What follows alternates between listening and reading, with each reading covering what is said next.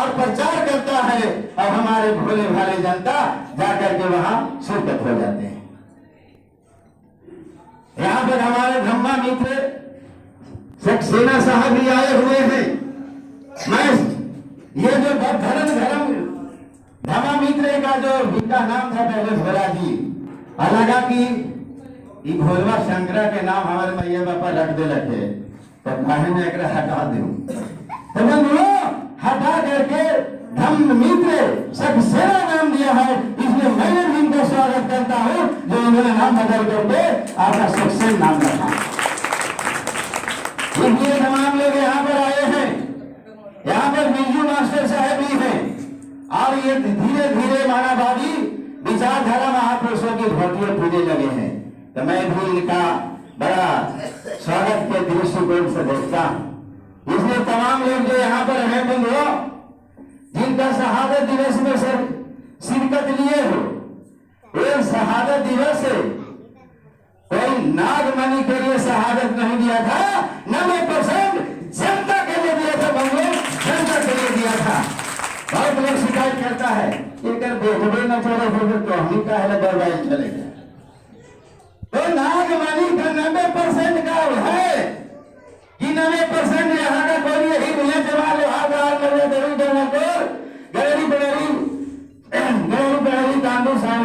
कांडू हलवाई अग्रवाल शेख सैयद नबी पठान छोड़ करके आपका चीज कसाई जोड़ा धनिया मम्मी सारी डबाली दर्जी, ये आपका 90% है। इसके लिए लड़ाई किया, इन अभी नागमणि के लिए लड़ाई किया था। लेकिन लोगों की नजरिया हो जाता है, अपने कर को छोड़ कर लेता है, नागमणि खाली केवल कर के छोड़ करता है। इसलिए बंधुओं, नागमणि जहां मन है तहां जाए, लेकिन आप जगदेव प्रसाद ने 90 का लकीर खींचा था, और 90 के लकीर खींचा, और जगदेव प्रसाद ने कहा हिंदू परिषद और बीजेपी में आपका मठ और मंदिर और मोहन भागवत के साथ बैठ करके और घंटा हिलाता है, उधर उधर ठाकुर में पानी में डूब कर मर जाना चाहिए था, कहीं उधर नहीं जाना चाहिए था। इसलिए हमारी आंदोलन देख करके यार सिमट जाता है। लेकिन उस पर ऐसा मत करना, राजनीति रंग दिखाई देता नहीं जनाब, राजनीति रंग दिखाई देता नहीं। अब दर्द का दवाई बेदर्दी देता नहीं। अब कुतियों के बच्चे ऐसे घर में पले लगे हैं कि उनका अपना घर दिखाई देता नहीं। इसलिए इस कुतियों का बच्चों से होशियार होना पड़ेगा।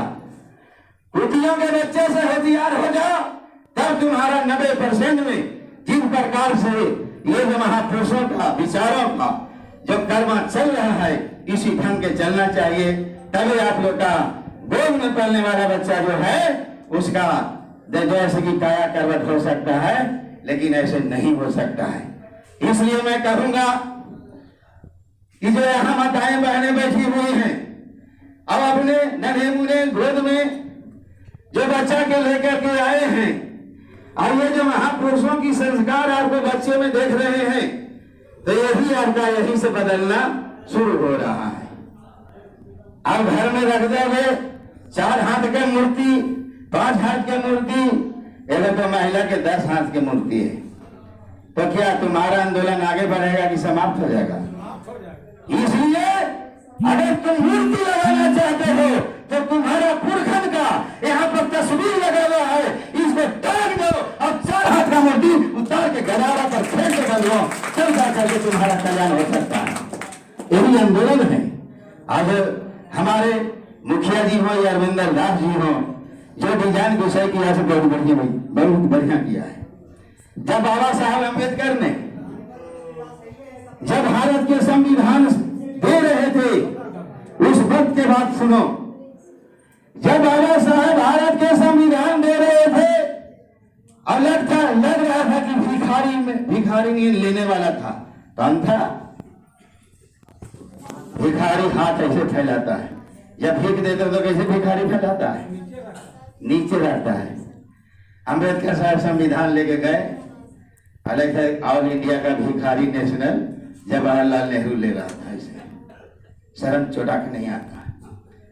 अरे बंधुओं, जब उन्होंने सौंपा एक आम सभा में अम्बेडकर ने गए, भारत ये संविधान सौंप करके आम सभा में जब शिरकत होते हैं तो सभा की संबोधित करते हुए अम्बेडकर साहब ने कहा था, क्या कहा? ये भारत के मूल निवासी लोगों, ये भारत के बहुजनों, मैंने आज भारत के संविधान सौंप करके यहाँ के पखंडवादियों का भी होश कर दिया है। अगर केवल के औकात चलेगा तो हमारी विचारधारा फैला करके इसको दाह संस्कार करवा देना। अगर नहीं दाह संस्कार कराओगे तो कम पर बेहोशे रखना, और अगर मैं तो होश जो मैंने बेहोश कर दिया है, अगर तुम्हारा होश संभाल लेगा वो, तो फिर तुम्हारे कमर में धारू और गले में हरी टांग लेगा। और समय आ गया है। अम्बेडकर साहब का विचारों का आपको समझना होगा कि क्यों सभा में ऐसा बात कहे थे। क्या 9 अगस्त 1918 को जब रामलीला मैदान में भारत का संविधान की प्रतियां जलाया तो उसे एहसास किया कि इन लोग में कोई जज्बा पैदा नहीं हो रहा है महापुरुषों का। टेस्ट लिया वो, और वक्ता लोग क्या कहते हैं कि कोई जलेबे नहीं करेगा, कोई खतबे नहीं करेगा। एकदम लग रहा है कि चूहा नहीं उनका कहने वाला का दिमाग है ना जी। इसलिए मैं तमाम लोग से कहूंगा कि कोई बहुत बड़ा वक्ता भूतपूर्व विधायक आ जाए, कोई भूतपूर्व मंत्री आ जाए, कोई भूतपूर्व प्रधानमंत्री आ जाए, कोई भूतपूर्व मुख्यमंत्री आ जाए, तो समझना कि बहुत विद्वान है, ऐसा मत समझना। ज्योतिबा फूले को और हमारे महामाना गौतम बुद्ध को विषय के याद करो। महामाना गौतम बुद्ध ने क्या कहा कि कोई बड़ी ग्रंथ में बात लिखी हुई है इसलिए सही मत मानना, कि बड़ा ग्रंथ में बात लिख दी गई है इसलिए सही होगा। कोई बहुत बड़ा राजा ने इस बात को कहा है इसलिए सही मत मानना, कि बड़ा राजा ने कहा है इसलिए सही होगा। बहुत करोड़ों भीड़ वाला आदमी बात को कहता है इसलिए सही मत मानना, कि करोड़ों भीड़ ने इस बात को कहा है इसलिए सही मत मानना। कोई बहुत धनवान आदमी ने बात को कह दिया इसलिए सही मत मानना, कि बहुत बड़ा धनवान आदमी ने इस बात को कहा है इसलिए सही होगा। तो महामाना गौतम से पूछा कि महाराज जी कब सही कहा जाएगा? कहा कि तर्क के आधार पर, यह तर्क के कसौटी पर कसो, और जो तर्क के कसौटी पर कसोगे और जो खरा उतरेगा वही बात सही मानना बंद हो। और धर्म संपत्ति और मंत्री पद का ये प्रधानमंत्री का कभी नहीं मानना, कभी नहीं मानना। ये दिमाग में बात होगी तेरे तुम्हारा कया करवट हो सकता है और आप लोग का नहीं हो सकता है। महापुरुषों के जब बात कहा जाता है तो आज भी लग रही कि लोगों में क्रांति हो रही है। जो समय कहा होगा उस समय कितनी क्रांति होती होगी, ऐसा अनुभव होता है, ऐसा आभास होता है। इसलिए तो बिना कुछ किए हुए जय जयकार नहीं होता, बिना कुछ किए हुए जय जयकार नहीं होता। और ये जो संघर्ष करने वाले को कभी हार नहीं होता, नहीं होता। इसलिए संघर्ष के लाइन में खड़े हो। क्रांतिकारी कभी मरते नहीं। यहाँ के स्वर्ण जाति भूमियारों ने सोचा कि अमर शहीद जगदेव प्रसाद के मार दो तो क्रांति खत्म हो जाएगा। क्रांति खत्म हो गया। कितना उन लोग का दिमाग, जैसे कपोल कल्पित ग्रंथ लिखा है उसे सोच गया अमर शहीद जगदेव प्रसाद का कि इसको भी मार देंगे और कहानी लिख देंगे, खत्म हो जाएगा। लेकिन कान खोल के सुन लो बंधुओं, अमर शहीद का खुर्दा के धरती पर अगर खून बहा है तो 90% भारत के मूल निवासियों बच्चों के लिए बढ़ रहा है। और ये दिन हिसाब लेके रहेगा, छोड़ेगा नहीं, ऐसा एहसास होता है। और अब हिसाब लेने लगा है। अगर ऐसे बैठने लगे हो आप लोग तो हिसाब शुरू हो गया है। अगर हिसाब शुरू हो गया है इसका कर्म और बढ़ते जाएगा। इसलिए मैं जगदेव प्रसाद ने कहा था, क्या कहा था कि हमारी लड़ाई तगड़ी है लेकिन लंबी है। जगदेव प्रसाद ने क्या कहा कि हमारी लड़ाई तगड़ी है लेकिन लड़ाई लंबी है। अंतोगत हमारी ही जीत होगी। क्या ऐसा लग रहा है कि नहीं? लड़ाई तगड़ी भी है और लंबी है। लंबा के मतलब की लड़ाई कुछ दिनों तक, कुछ वर्षों तक चलेगा, लेकिन अंतर्गत ने कहा कि जीत तुम्हारा ही होगा। इसलिए बंधुओं, घबराने की जरूरत नहीं है। आपका जिस प्रकार से आपका 1925 ईस्वी में आरएसएस विश्व हिंदू परिषद ने स्थापना किया, विश्व हिंदू परिषद का, अब 2025 में अगर आप लोग का 100 बरस उन लोग का हो जाएगा और उसके पहले ही जैसे कि हम लोग पर हावी हो गया। और ये जो हमारा महापुरुष की जो बुद्ध चर्चा चालू हुआ है, तो बड़ी दिन से नहीं हुआ है, बहुत थोड़ी दिन से हो रहा है, लेकिन जिस दिन पूरे आपका भारत देश में हर एक राज्य में बुद्ध चर्चा चालू हो जाएगा, तो विश्व हिंदू परिषद मोहन भागवत का संघ खत्म हो जाएगा और बुद्धा का संघ आ जाएगा। बंधुओं, बुद्धा का संघ आ जाएगा, ऐसा एहसास होता है।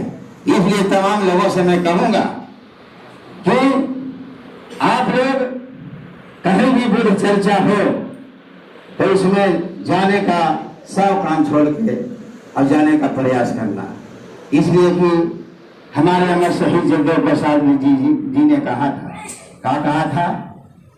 ये बहुजनों, अगर कहीं ब्राह्मणवाद का विरुद्ध में विचार गोष्ठी लगी हुई है और तुम्हारे नन्हे मुन्हे घर में बालक 10 वर्ष के मर गया है, तो अगर सूचना मिलता है तो उसको कफन ओढ़ा करके घर में छोड़ दो और सबसे पहले आप जाना जहां ब्राह्मणवाद का विरुद्ध में चर्चा हो रही है, विचार गोष्ठी में वहां जाना। इसलिए कि अपने लाल को दफनाने में तुमको अगर विचार गोष्ठी का समय खत्म हो जाता है तो तुम्हारा तो एक लाल मारा है, लेकिन अगर यहाँ नहीं जाते हो तो तुम्हारा लाखों लाख लाल मर जाएगा। इसे जरूर जाना। ये और का जगदेव प्रसाद ने कहा था। बंधुओं, इसी साधारण महापुरुष की जयंती में आप लोग शहादत दिवस में नहीं आए हैं। महान क्रांतिकारी जोधा के जयंती में शिरकत लिए हैं और इस पर जो विषय डिजाइन है वह हम भूमिका निभा रहा है। बंधुओं, इसलिए जगदेव प्रसाद की जो बातें हैं, आप जाते हैं तो क्या होता है, कोई समधियाना के आदमी मिला तो पूछे कि क्या समधी साहब क्या समाचार है। तो अगर आपको समधी जी बोलते हैं कि एक आदमी गांव में मर गया है, तो आप उससे विशेष बात नहीं कीजिएगा जो मर गया उसके बारे में। अगर आप पूछते हैं समधी के कि क्या समाचार है, और अगर समाचार में देते हैं कि एक हमारे गांव में आदमी मारा गया, तो समधी विशेष तरह से समाचार लेने लगेगा कि नहीं लेने लगेगा। मर गया तो कोई बात नहीं है, लेकिन मारा गया तो बहुत से बात है कि क्यों मारा गया भाई। इसलिए बहुजन 85% सभा को नेतृत्व कुर्ता की धरती पर जगदेव प्रसाद ने कर रहे थे। तो मैं तमाम लोग से पूछना चाहूंगा कि जगदेव प्रसाद मर गए थे कि जगदेव प्रसाद मन पर मारे गए थे? लोग मारे गए थे, मरे नहीं थे। इसलिए आपका चर्चा में बताना होगा कि मारे नहीं गए, अभी मरे नहीं, मारे गए। तो आपका हिसाब लेना होगा कि क्यों मारे गए, तो कहिया हिसाब लेंगे हम लोग। यही सोचना है। जगदेव प्रसाद की जब पगड़ा में बांध करके अब बंदूक के कुंडा से दांत तोड़ता था, तो जगदेव प्रसाद कहे कि अंतर्गतवा तो हमारी जान तुम ले लोगे, लेकिन आने वाला पीढ़ी तुमसे हिसाब खोजेगा। पहले पार्लियामेंट में बैठने वाले ओबीसी के नेता, हे पार्लियामेंट में बैठने वाला एसी का नेता, तुम जगदेव प्रसाद का हिसाब अगर चुकाना चाहते हो तो विधानसभा में चुकाओ, और तो पार्लियामेंट में चुकाओ, तब जानेगा कि तुम पार्लियामेंट में बैठा है। ऐसे कर लाने का से कोई फायदा नहीं है। ये जगदेव प्रसाद की सवाल था। बंधुओं, आज लोग कुछ सवाल नहीं चुका रहा है। आज तक जिसकी सरकार बिहार में चल रहा है वो भी उसी की सरकार लालू जी से लेकर के अभी तक चल रहा है। बंधुओं, इस 25 वर्षों से सरकार चल रही है, लेकिन ये सरकार की कभी हिम्मत नहीं हुई कि एक बार का बिहार लेवल पर अमर शहीद जगदेव प्रसाद का एक शहादत दिवस मना करके और बहुजनों में संतोष दे और कहे कि हिसाब लेना शुरू कर दिए। ऐसा कभी नहीं कहा बिहार का मुख्यमंत्री। ये कहा है तो क्या आशा इसमें रखते हो? कभी जयंती शहादत दिवस मनाकर कैसे नहीं कहा? अगर कहता तो अपने आप में मजबूत भी होता और हिसाब लेना जनता शुरू कर देती कि नहीं करती। लेकिन जिसको तुम मुख्यमंत्री बनाते हो, ऊंचे ओहदे पर बैठाते हो, वो तुम्हारा अमर शहीद जगदेव प्रसाद जी का हिसाब नहीं लेता है। इसलिए मैं कहूंगा कि जिस समय में आपका अमर शहीद जगदेव प्रसाद जब विधानसभा के देवी पार होते थे और जब विधानसभा में उठते थे बंधुओं, तो लगता था कि कोई बिहार का शेर उठा है, ऐसा लगा कि अमराई लेके उठा है। लेकिन अब विधानसभा में उठता है, पटना के विधानसभा में कोई विधायक उठता है तो लगता है कि सियार उठा है बंधुओं। शेर के तो नामे नहीं है, इसे सियारों से बहुत सियार होगा, ऐसा सियार घोषणे की जरूरत नहीं है। इसलिए तुम्हारा बीच में जो शेर जैसा चलता है, शेर जैसा झूमता है, शेर जैसा गरजता है, अगर उसको विधानसभा में भेजते हो और मिशनरी होता होगा तो जगदेव प्रसाद नियन जा करके विधानसभा में, चाहे हमारा विधानसभा सदस्य रद्द क्यों न कर दे, लेकिन शेर नियम बोलेगा बंधुओं, ये मिशन में जान होता है और मिशन के लिए कुर्बान होता है। ऐसा हो सकता है। इसलिए मैं तमाम लोगों से कहूंगा कि जब मिशन में दम होता है वो आपका झुंड में दम नहीं होता है। अफवाहें बहुत बढ़ती है। हम लोग हैं बहुजन, तो बहुजन का मतलब क्या हुआ? हम लोग की ताकत हाथी जैसा है कि नहीं है? तो हाथी काटे साजा अब गीदड़ लूटे माजा। हम लोग 85% के ताकत वाले हैं, हाथी के समान हैं, लेकिन ये जो हाथी के ताकत है से चुपचाप बैठा है। अब गीदड़ कम है, 3.5% ब्राह्मण है।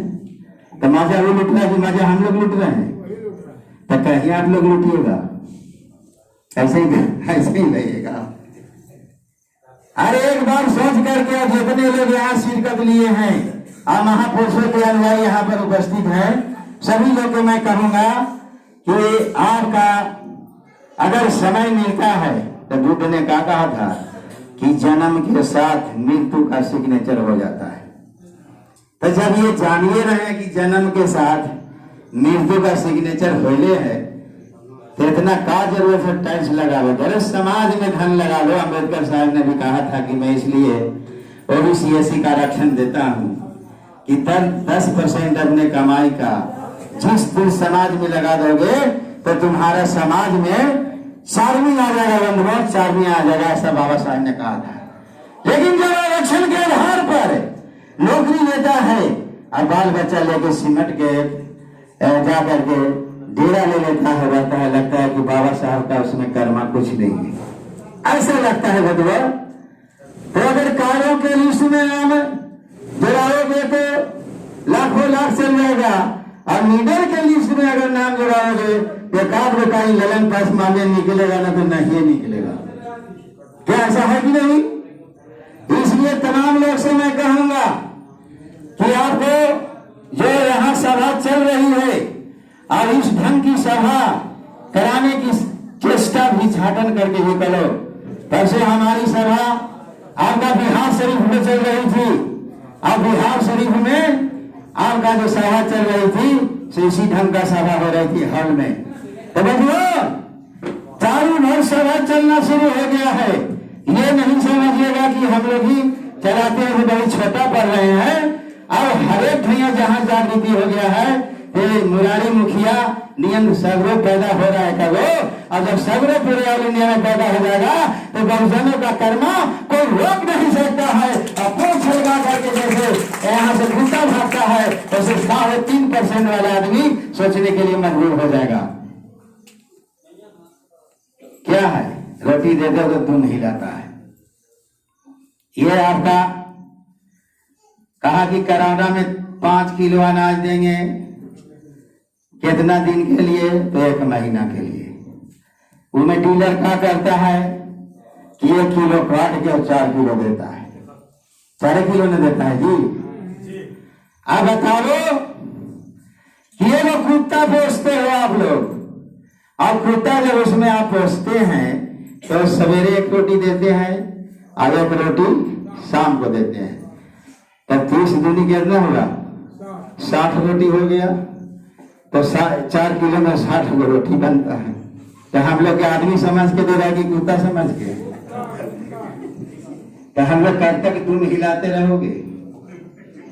लेकिन महापुरुषों के कहलान था कि तुम हिलाने से काम नहीं चलेगा, हमको अनाज लेने लायक नहीं है, हम खुद से अनाज तुम लोग का हमारा मिशन में आओगे तो अनाज लेने लायक तुम स्वयं बन जाओगे, किसी के हाथ सामने पसारने की जरूरत नहीं है। ये महापुरुषों में जज्बा था बंधुओं, ये जज्बा था।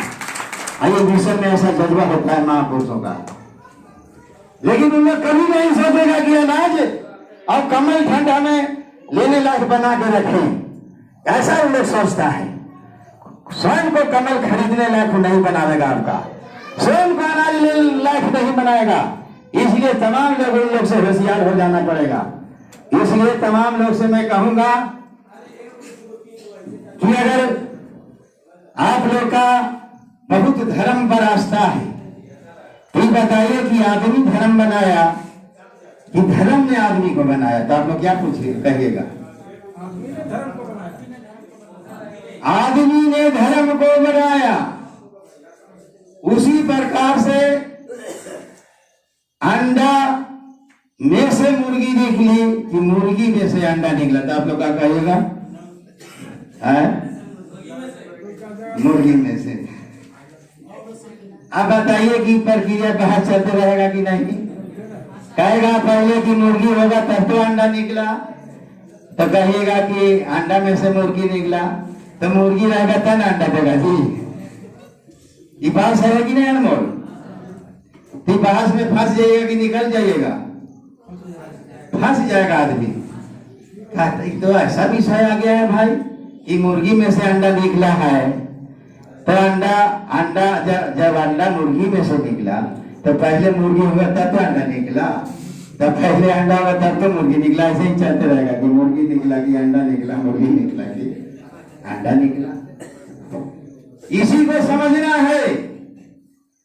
जब ये भूगोल पढ़ाने वाले लोग होते हैं, चाहे हाई स्कूल का शिक्षक हो या कॉलेज का प्रोफेसर हो, ये पढ़ाता है कि पृथ्वी सूरज का गिरा हुआ टुकड़ा है कि नहीं पढ़ाता है? ऐसे पृथ्वी सूरज का गिरा हुआ टुकड़ा है और करोड़ों बरस इसको ठंडाने में लगा है पृथ्वी को। जब करोड़ों बरस लगा है ठंडाने में बंधुओं, तो उस समय ब्रह्मा विष्णु कहाँ था? जब पृथ्वी गर्म थी तो कहाँ थे ब्रह्मा विष्णु? महुआ के घोड़ा हाइमा हुई हो ना सर। इसलिए भूतों में जैसे जैसे मानव जब शीतलता हुई पृथ्वी में तो सबसे पहले केचुआ जमा। केचुआ जब जमा तो धीरे धीरे और बढ़ते बढ़ते जीव का परिवर्तन में आज का मानव के जीव में खड़े हैं। इसमें कोई न पैदा किया ना कोई जन्माया, धीरे धीरे रूप परिवर्तन होते होते आदमी के रूप में आया, कोई पक्षी के रूप में आया है, तब जन्म और मरण शुरू हुआ। समझ गए? इसलिए कोई न यहाँ देवी है, न देवता है, न भगवान है, न ईश्वर है। समझ गए? ये तो आपको ज्ञान के बाना बनाने वाले 3.5% धूर्त ब्राह्मण है जो आपको बाना ज्ञान को बना देता है। और इतना ही नहीं, अगर किसान मजदूर को बाना बना देता है और किसान मजदूर अगर बाना बन जाते हैं तो उसके लिए क्षण है, लेकिन मास्टरनी और हेड मास्टरनी या मास्टर और हेड मास्टर अगर बाना ब्राह्मण बात बना देता है तो उसको क्षण बैठ नहीं है बंधु, उसको समाज से बहिष्कार करो। किसी का इतना पढ़ा लिखा है क्यों बाना पाएगा? तब जाकर ही सुधरेगा, और ऐसे सुधरने वाला नहीं है। इसलिए कि जब प्रोफेसर आता है, चंद्र ग्रहण सूरज ग्रहण लगता है, ब्राह्मण वाली संस्कृति और संस्कार से उसका दिमाग संचालित है और ये जानता है भौगोलिक दृष्टिकोण से कि सूर्य ग्रहण कैसे लगता है और चंद्र ग्रहण कैसे लगता है। जब जानता है पढ़ाता है, और जो जिस दिन सूर्य ग्रहण लगा तो दूसरा दिन 1 किलो चार अरे 51 रुपया छू के जाता है कि देवी जी से जरा दे दिया है पंडित डोमो होता है। ठीक दिमाग होगा जी। इसलिए अम्बेडकर साहब ने जो कहा है बंधुओं की शिक्षित करो, ये बहुत बड़ा शब्द है, छोटा शब्द नहीं है। अगर प्रोफेसर हो, अगर आपका भूगोल का हेड डिपार्टमेंट हो, अगर छू करके अनाज या जाव रख देते हो 51 रुपया, तो क्या उसको शिक्षित करने की जरूरत है कि नहीं? क्या है ना जी? तो अगर शिक्षित हो जाता है तब जो अम्बेडकर साहब के शब्द शिक्षित उस पर लागू हुआ। अगर तो अगर प्रोफेसर का या ज्योग्राफी का हेड ऑफ डिपार्टमेंट है और जाओ छू नहा के छू लेता है तो उस पर जैसे कि शिक्षित करने की उसको भी रह सकता है। ऐसा अम्बेडकर साहब ने शब्द को कहा था बंधुआ। तो क्या ऐसा क्लास में प्रोफेसर के भी बैठने की जरूरत है कि नहीं? इसलिए बहुत लोग तो आप लोग के बाहर देंगे कि जब प्रोफेसर ऐसा करता है तो हम लोग कौन खेत के मूली हैं। ये कहा कि अपने मनोबल गिराना उड़ाना नहीं है। यहाँ प्रोफेसर का भी बैठना पड़ेगा, यहाँ मुख्यमंत्री का भी बैठना पड़ेगा, यहाँ शिक्षा मंत्री का भी बैठना पड़ेगा। अब जो अम्बेडकर साहब ने शब्द कहा है कि शिक्षित करो, अगर वो शिक्षित नहीं है तो ऐसा मिशन में बैठ करके उसको शिक्षित करना पड़ेगा। और तब जाकर के अम्बेडकर साहब का बात समझ में आएगा, तब बहुजनों में जागरूकता होगा। अगर जागरूकता होगा तो पार्लियामेंट और विधानसभा एक ज्ञान के आधार पर चलेगा, अज्ञान के आधार पर नहीं चलेगा। क्या बात है कि नहीं? इसलिए तमाम लोग यहाँ पर उपस्थित हैं और ये जनतंत्र के महापर्व भी शुरू हो गया है। नेता टेगा टेगी दे रहा है, बिना दिमाग वाला पोस्टर लगा दिया है। बाजार में आवाजें से चलता है कि लगे थे कि केकर तो पोस्टर लगल है, तो का शिक्षित आदमी है जी। ये समझ लीजिए, पोस्टर देख के ये मत शिक्षित समझना कि बहुत बड़ा होल्डिंग लगा हुआ है इसलिए शिक्षित आदमी चुना लड़ने आया, इसको वोट देना चाहिए, ऐसे कदापि मत सोचना।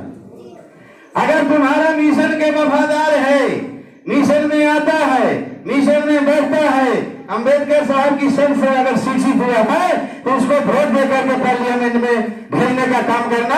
अगर ऐसा नहीं करना है तो कदापि नहीं करना उसको, तभी पार्लियामेंट बढ़िया से चलेगा, न तो चलने वाला नहीं है। जाएगा तो भारत के संविधान फाड़ेगा।